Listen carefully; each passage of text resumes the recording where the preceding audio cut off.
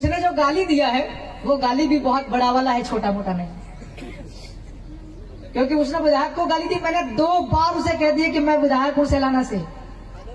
अब जब वो मेरी दाढ़ी और ये पीला देख के पहचान गया था वो कि यार ये वही लड़का मोटरसाइकिल वाला झोपड़ी वाला, यार पूरा देश पहचानता। और एक ऐसा डॉक्टर जो जन्म ही रतलाम में हुआ, उसका लगभग पिछले 10 साल से रतलाम में ही नौकरी कर रहा, मेरी विधानसभा क्षेत्र के अंदर 4-5 साल नौकरी करके गया। क्या वह मुझे नहीं पहचानता होगा? पहचानता था। मैंने खुद उसको 2 बार कहा भाई मैं विधायक हूँ, मेरी खुद सर्दी जुकाम हो रहा, मुझे इलाज भी लेना है। अस्पताल का प्रबंधन वाला आदमी कौन है, अधीक्षक, मुझे उससे भी बात करनी अव्यवस्थाओं के बारे में। मरीज सोए हुए हैं, लेटे हुए हैं और नीचे गद्दा नहीं है, मच्छर काट रहे हैं, गंदगी है, मुझे अस्पताल के प्रबंधन से भी बात करनी। उसने जो किया वो पूरा देश ने देखा है। मैं चाहता तो 2 थप्पड़ भी मारता और 2 लातें भी मार देता। ये प्रावधान है बीएनएस में भी, अपने आत्मरक्षा के लिए आप थप्पड़ और लात तो ठीक, आप लाठी भी मार सकते हो। भाई आत्मरक्षा का है कि नहीं जुगाड़? ये सब में है आत्मरक्षा का, लेकिन मैंने किया नहीं। क्योंकि 11 तारीख के दिन समाज पूरा भिल प्रदेश रतलाम में आए और ये दिखा दे कि ये विधायक जादू मंत्र से नहीं, भिल प्रदेश के लोगों ने आशीर्वाद और दुआओं से इसको बनाया है। 11 तारीख को मुझे पता है कि आप राजस्थान के लोगों ने मुझे वोट नहीं दिया, लेकिन आपकी दुआएं बराबर मिलती रही, ये पक्की बात है। आपका समर्थन मिलता रहा, तब जाकर के वहां लोगों में चेतना आई। वरना ये आपकी जमीन है, यहाँ पर पहले बड़े बड़े आंदोलन हुए, की जो चिंगारी वो यहीं से उठी है। आदिवासियों का जगाने का सबसे पहले हिसाब किताब डूंगरपुर बांसवाड़ा पैदा हुआ हमारे एमपी में बाद में। इसलिए ये आपसे अपेक्षा रहेगी कि हम कल भी आपसे सीखते थे, इतिहास में भी पुरखिया मध्य प्रदेश वाले आपसे सीखे हैं और हम कल भी सीखेंगे। आपका सहयोग और मार्गदर्शन मिलता रहे। आप लोगों की वजह से बॉर्डर पर सेलाना विधानसभा 72,000 लोगों को दिमाग में आ गया कि नहीं, जो राजस्थान वाले कर रहे ये बिल्कुल सही कर रहे। वरना हमारे वहां पर तो पहले 10 में आती थी, शायद महंगी होगी पोटली। जानवीर जी कितने की आती? 30-45, अभी 45 वाली 50 में हो गई। 50 में तो एक पोटली में 2 वोटर तैयार हो जाते थे। एक पोटली देखो, आधा पोटली पिला करके वोट लेते थे। है ये स्थिति थी। अब अचानक से वहां पर यह चमत्कार हुआ। इस चमत्कार के पीछे कोई अगवान भगवान नहीं है, आप और हम सब लोगों का जागरण मार्गदर्शन की वजह से है। उधर भी हमारे कुछ लोग लेटरबाजी करते हैं और चुनावों में सौदा करते हैं। वो कहते हैं नहीं, कमलेश्वर को हमने विधायक बनाया, ऐसा बोलते हैं। तो इस प्रकार की चीजें होती, तो मैं आपसे अपेक्षा करता हूं कि 11 तारीख के दिन 11 बजे लग जाना चाहिए पूरे एमपी के अंदर में, कि भिल प्रदेश के लोग एकता में भी हो सकते हैं। बहुत जरूरत है। इसलिए मैंने केवल मेरे ही विषय की बात रखी। अगली बार फिर कोई जन जागरण होगा, चिंतन शिविर होगा, तो मैं निश्चित तौर पर सांस्कृतिक शुद्धिकरण, वैचारिक एकीकरण, सामाजिक एवं संवैधानिक जन जागरण, मैं संवैधानिक जन जागरण के ऊपर अगली बार आऊंगा, पूरा 1 घंटा अच्छे से दूंगा। आज मैं टंटिया भील का बच्चा आपके यहाँ महाराणा कुंजा भील के परिवार वालों से यह आह्वान कर रहा, कृपया करके 11 तारीख को 11 बजे मध्य प्रदेश और राजस्थान का बॉर्डर इलाका, आपको वहां पर सादर आमंत्रण देकर के जा रहा हूं। यह एहसास करा देना है नारंगी वालों को, जो आज सत्ता में है, जो आदिवासियों को कुछ नहीं समझते हैं। सरेआम एक विधायक मेरे जैसे लोगों को, मैं एमएलए हूं, पढ़ा लिखा आदमी हूं, अंग्रेजी भी जानता हूं, बोलता हूं, कानून से ही काम करता हूं, लिख करके बात करता हूं, उसके बावजूद भी इस प्रकार से, तो आप इतना सोच लेना कि दूसरे इलाके हैं मध्य प्रदेश में जहां जागरण कम है, झाबुआ, अलीराजपुर, धार, बड़वानी, अपना गोंडवाना वाला इलाका, सीवनी, मंडला, शहडोल, वहां पर आदिवासी लोगों के साथ अस्पतालों में कैसा व्यवहार होता होगा, इतना आपको मन में सोचते सोचते घर पे जाना है। मैं तो विधायक हूं, मैंने अपने हक के लिए, मैं कानूनी तरीके से, कानून मैंने हाथ में नहीं लिया। अगले दिन हम लोग 4-8 साथियों के साथ गए, शांतिपूर्वक कानून का पालन करते हुए धरना बैठ करके एफआईआर करवा दी। एफआईआर हल्की करी उनने, जो अपराध किया है मां बहन की वो धारा नहीं लगाई है। अब वो काम तो अदालत से भी हो जाएगा, कोर्ट में भी धारा बढ़ जाएगी, मगर अभी वहां की सरकार ने और प्रशासन ने काम नहीं किया, उसको सस्पेंड तक नहीं किया, निलंबन की कार्रवाई होती वो तक नहीं की। मेरे खिलाफ और एक तो अपने आदिवासी परिवार का भिल प्रदेश विद्यार्थी मोर्चा होता, जिस लड़के के ऊपर हम सब ने भरोसा जताया कि आदिवासी पूरे इस मध्य प्रदेश के अंदर 8-10 जिले आते हैं, यहाँ विद्यार्थी लोग जो स्टूडेंट होते हैं, चाहे वो कॉलेज हो या स्कूल हो।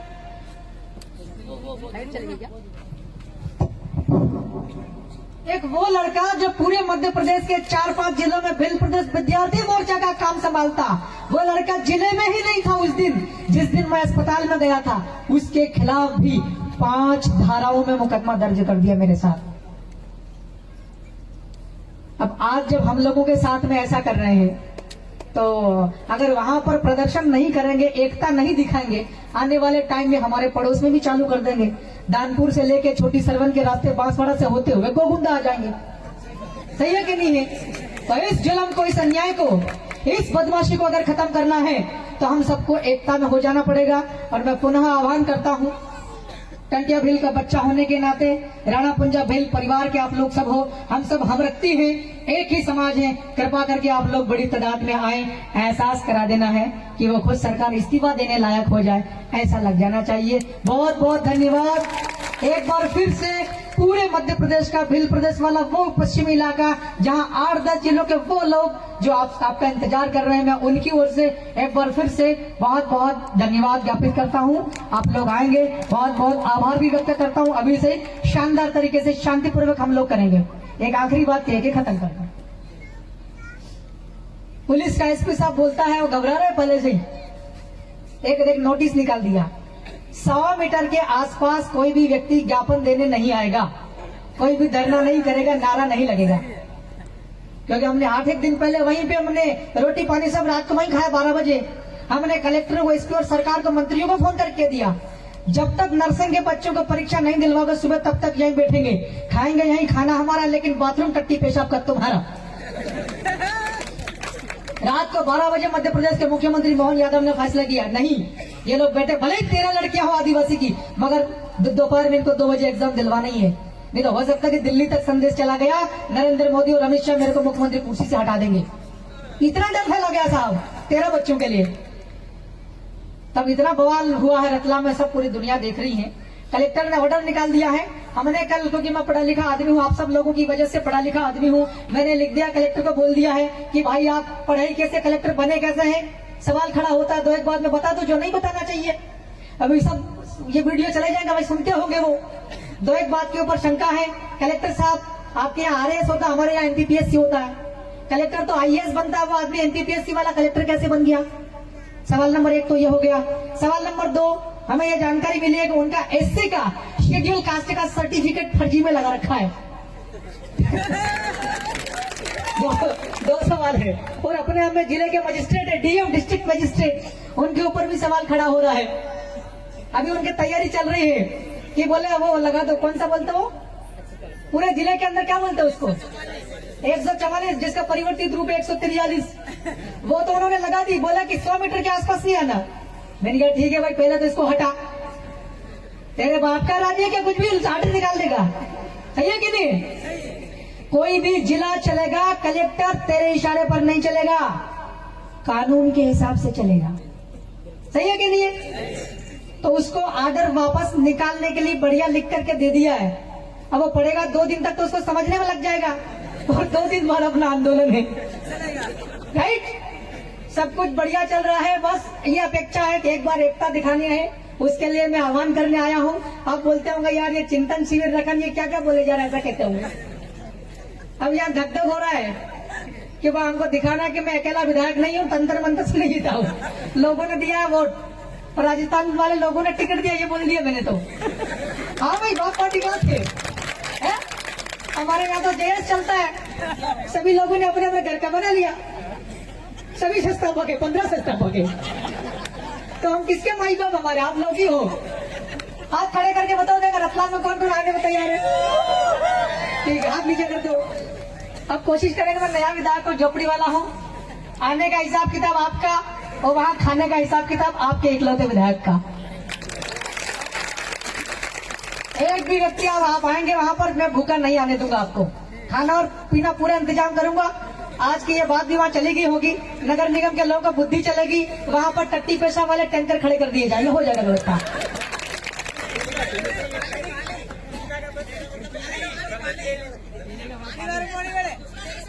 पानी, हाँ पानी, पानी करो, पानी, पानी की व्यवस्था कर देंगे। खाना खाना मतलब रोटी चावल और पीना मतलब पानी। आपने वीडियो में देखा होगा डॉक्टर कैसा करके तिल मिला रहा था, नशा वो खुद ही लग रहा था, मेरे को कह रहा क्या विधायक पी के आया। अरे भाई कोई भी विधायक चाहे सत्ताधारी विधायक भी चुपचाप 12 बजे पत्नी के साथ बिस्तर में बैठ के पीता है। मैं तो इकलौता विपक्षी विधायक हूँ, मैं क्यों पी के अस्पताल जाऊंगा। पता ही नहीं हूँ मैं तो। पानी की बात हो रही है, हमारा समाज भी नशा छोड़ रहा है धीरे धीरे। अंग्रेजी को लात मार दी, मौड़ी वालों को भी बंद कर दे, क्या जरूरत है इन चीजों की है? तो आपके पानी की व्यवस्था कर देंगे। 10 टैंकर तो मैं खुद ही लेके आ गया हूँ, 10 के 10 टैंकर लेके आ जाऊंगा। जरूरत पड़ी तो रतलाम के अंदर जितने टैंकर पड़ा वो भी निकाल लेंगे, सही है कि नहीं है? लेकिन एक भी व्यक्ति प्यासा नहीं रहेगा। बहुत बहुत धन्यवाद, ज्यादा बोल लिया हो तो क्षमा करना। जौहर जय। इस देश के अंदर किसी प्रकार की कोई व्यवस्था नहीं हुआ करती थी, केवल राजतंत्र हुआ करता था और बाहर के लोग आकर के और पूरे देश के ऊपर एक तरफा राज करते थे। जहां आदिवासी लोग हुआ करते थे, आदिवासी इलाके हुआ करते थे, वहां उनका हस्तक्षेप कम था, लेकिन उन्हें फिर भी इस बात का घमंड था कि पूरे देश के ऊपर हमारा राज है। 1947 में देश आजाद हुआ। देश आजाद होने के बाद में इस देश की दिशा कैसी रहेगी, गति कैसी रहेगी, उसके लिए भारत का संविधान बना। उसी संविधान के अंदर बाबा साहेब डॉक्टर भीमराव अंबेडकर के नेतृत्व में आदिवासी लोगों के हक और अधिकार की बातें जयपाल सिंह मुंडा ने लिखवा दी।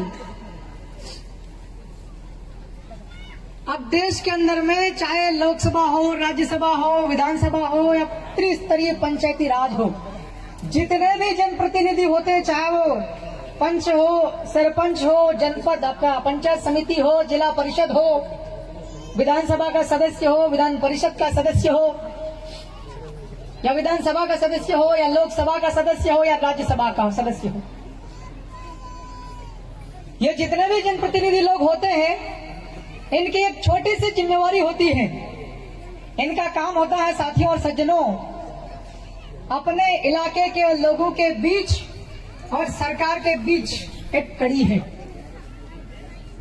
लोगों की अगर कोई बातें हैं तो वो बातें सरकार के पास ले जाकर पहुंचाना। अलग अलग तरीके होते हैं सरकार के पास अपनी बातें पहुंचाने के। जब भी सदन लगता है, चाहे विधानसभा हो, लोकसभा हो, राज्यसभा हो, वो जनप्रतिनिधि अपने इलाके की, अपने लोगों की बात, अपनी लोगों की मांगे वहां पर बोलेगा। ये ड्यूटी है टाइप की, कॉन्स्टिट्यूशनल ड्यूटी। दूसरा, लिख करके भी वहां पहुंचाना है अपनी बात, लोगों की बातें वहां लिख करके देना है शासन के पास। सरकार बनाती है कानून, लेजिस्लेचर बनाती है कानून, और कानून के आधार पर नियम बनते हैं और नियम क्रियान्वयन करने का काम प्रशासन का होता है सभी राज्यों में और पूरे देश भर में। तो जो भी जनप्रतिनिधि होता है, चाहे वो विधायक हो, सांसद हो, जिला परिषद हो, पंचायत समिति हो, चाहे सरपंच हो, उसका काम होता है कि जनता की समस्या को तत्काल अगर कोई लगी, ऐसा फील हुआ, महसूस हुआ, उस प्रॉब्लम को उठा के तत्काल प्रशासन के पास भेजना, ताकि जनता की समस्या का तत्काल निदान हो सके। अब जब देश आजाद हुआ 1947 में, उसके पहले राजतंत्र था, 1947 में लोकतंत्र हुआ।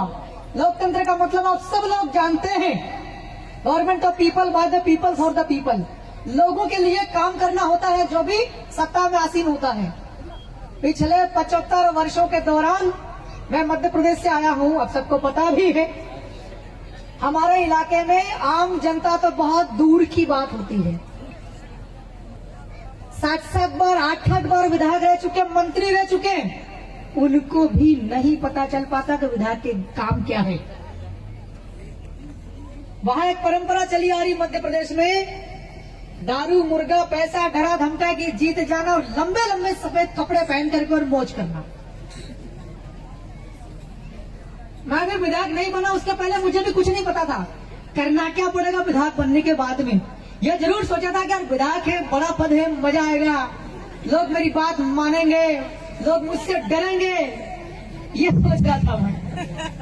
विधायक बनने के बाद क्या करना है, काम क्या क्या है, ड्यूटी क्या है, कर्तव्य क्या है, अधिकार क्या है, ये पता नहीं था। मेरे लिए एक प्लस पॉइंट ये रहा, बहुत बुरे दौर से गुजरा है परिवार, लेकिन स्कूल की पढ़ाई भी ठीक तरीके से करी, अंग्रेजी भी आता था। विधायक बनने के बाद एक महीने के दौरान, विदिन एन ईयर, एक महीने के दौरान देश आजाद हुआ 1947 से लेकर 3 दिसंबर 2023 तक जितने भी कानून बने, सारे कानून की जानकारी निकाल ली और मोटा मोटा तरीके से पढ़ लिया। 1956 में मध्य प्रदेश बना, राज्य स्थापित हुआ। तब से 1956 से लेकर के 2023 तक कितने कानून बने, कौन कौन से अधिनियम बने, क्या क्या नियम बने, वो सारे निकाल कर पढ़ लिया। फिर ये भी पढ़ लिया कि ये विशेषाधिकार नाम का एक शब्द है, इसका मतलब क्या होता, डीपली जाना, किताब मिल गया उसको पढ़ लिया। बैरेक्ट का मतलब होता है मूल कानून, उसके अंदर भी लिखा हुआ मिल गया। यार विधायक तो बड़ा महत्वपूर्ण चीज है, संवैधानिक पद है, संविधान के अंदर इसका उल्लेख है, इसका काम है कानून बनाना विधायक का। मैं मन में सोचा मैं तो अकेला ही आदमी हूं, मैं कैसे कानून बना पाऊंगा, मगर फिर भी उसमें डीपली लिखा हुआ कानून बनेगा। कानून के अंदर एक लाइन भी अगर आपके समाज के खिलाफ है तो आप आपत्ति लेंगे, वो लाइन खारिज हो जाएगी। ये पावर मेरे को पता चल गया। इसके अलावा भी यह है कि एक जो जनप्रतिनिधि होता वो अपने इलाके के सभी लोगों का प्रतिनिधि होता है। संविधान के आधार पर कानून बनते, कानून के आधार पर नियम बनते हैं। एक नियम में यह लिखा हुआ है, बहुत पहले देश आजाद होने के जस्ट बाद 1961 के आसपास एक विधायक होता है, वो अपने इलाके के एक एक व्यक्ति का विधायक होता है, केवल भारत आदिवासी पार्टी का नहीं। जिन लोगों ने वोट नहीं दिया उसका भी विधायक होता है वो। मैंने आकलन लगाया कि वो मेरे को कितने वोट मिले, टोटल कितने वोट है और जनसंख्या कितनी है। 72,000 लोगों ने पहचान कर ली, आदिवासी का निशान ये था। एक तो 72,000 का मैं एमएलए, दूसरा टोटल वोटर थे। आप लोग गौर तो नहीं, और मैं बात खत्म करने वाला हूँ भाई। टंकिया मामा के यहाँ से आया हूँ, 1 मिनट बोलना, हम जाएंगे। 2,25,000 के करीब वोटर, टोटल आंकड़ा निकाला कि बहुत सारे युवाओं के वोटिंग कटवा दी थी, वोट नहीं डाल पाए, नाम कटवा दिया। जिन बच्चों का जो है 18 साल से कम उम्र है, उनकी वोटिंग में नाम ही नहीं। आज की तारीख में टोटल मेरे इलाके में 4.5 लाख है, बच्चे से बूढ़े तक। मैंने सोचा मैं तो 4.5 लाख लोगों का विधायक है। लगभग समझेगा यही है पूरे बिल प्रदेश में, चाहे मध्य प्रदेश का हो, चाहे राजस्थान का हो, चाहे गुजरात या महाराष्ट्र या किसी और भी देश का क्यों ना हो, लगभग 5 लाख आबादी होती है, उसका एक व्यक्ति होता प्रतिनिधि। यह नियम है कि अगर कोई व्यक्ति चिट्ठी लिखता है तो वह चिट्ठी जनता की समस्या से जुड़ी हुई होती है, और जनता कोई 1-2 आदमी नहीं, 8-10 आदमी नहीं, वो 4.5 लाख 5 लाख लोगों का प्रतिनिधि है। अगर एक विधायक कुछ लिख रहा है, ये बिल्कुल कानून में, नियम में आ गया है कि वो इतने लोगों का प्रतिनिधि है, उस विधायक के कागज के ऊपर कार्रवाई करना है, ये नियम है। आप और हम सब लोग कभी कभार ज्ञापन देते हैं, कभी बिल प्रदेश को लेकर, कभी बजट संबंधी और भी कुछ काम हो गए, कोई और आपत्ति विपत्ति आ गई समाज के ऊपर, कभी कभार छोटे छोटे बड़े स्तर के ज्ञापन होते हैं, तहसीलदार ने वो कागज लेकर के वो डस्टबिन में डाल देते हैं। कभी कोई समझदार आदमी होता है, एडी रजिस्टर वगैरह करता है, वो आगे चली जाती है। साथियों और सज्जनों,